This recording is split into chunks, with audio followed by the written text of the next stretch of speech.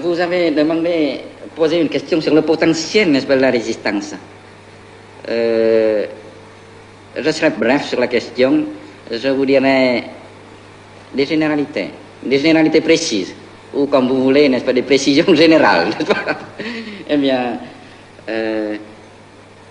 la République démocratique du Vietnam, n'est-ce pas, a même absolument, n'est-ce pas, d'assurer sa défense, assurer la défense, et d'écraser, n'est-ce pas, n'importe quel agresseur impérialiste.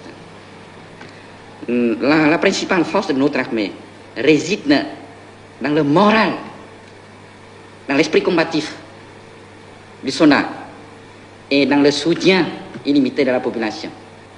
Et puis, dans la technique. Deux facteurs. Le facteur primordial, le facteur moral. Alors nous sommes fiers, n'est-ce pas, du moral élevé de notre armée. Maintenant aussi, n'est-ce pas? Mais certains pensent en Occident que vous, personnellement, continuez à inspirer la stratégie du Viet Cong. Est-ce que c'est vrai? Viet Cong, c'est... Viet Cong, vous parlez Viet Cong, c'est-à-dire... La résistance du Sud. La résistance du Sud. La résistance du Sud, n'est-ce pas, c'est la population du Sud, n'est-ce pas, qui mène la résistance, n'est-ce pas? Alors la population du Sud, n'est-ce pas, a l'expérience de 10 années de guerre contre le corps expéditionnaire français, n'est-ce pas? Alors maintenant même certains journalistes français, n'est-ce pas, et certains hommes politiques français donnent des conseils aux Américains, n'est-ce pas, que ça, n'est-ce pas, ne sera jamais résolu par la voie de la guerre.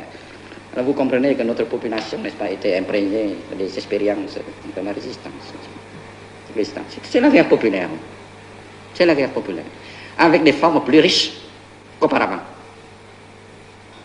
Et le moral du côté de l'ennemi, n'est-ce pas, bas, très bas. Très bas, pourquoi? Parce que la plupart, n'est-ce pas, c'était la grande partie, l'écrasante majorité, n'est-ce pas, à côté, n'est-ce pas, des 20 000, c'est 20 000 conseillers soldats américains, n'est-ce pas, ce sont des Vietnamiens. Alors, la plupart ne veulent pas se battre. Ne veulent pas se battre.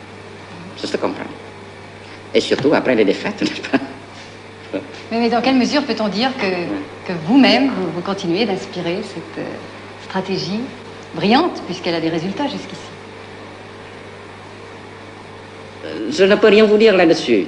Je peux vous dire seulement que la population du Sud mène la guerre contre les Américains, n'est-ce pas, avec l'expérience de la première guerre de libération que nous appelons, n'est-ce pas, la première guerre sainte de libération. Maintenant, c'est la deuxième guerre sainte de libération.